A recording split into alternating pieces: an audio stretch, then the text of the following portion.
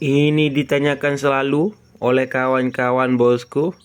Ini kenapa kurus sekali, dikira saya nggak kasih makan ini, tapi emang kelainan. Coba nonton pas ngebolang burung kiri-kiri kemarin. Emang gini dia bos. Lihat ini, saya mau kasih makan bos.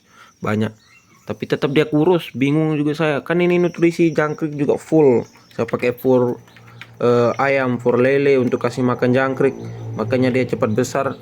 Kemudian anakan ini lihat cepat-cepat sekali besar. Burung keke babi, burung kirik-kirik sama.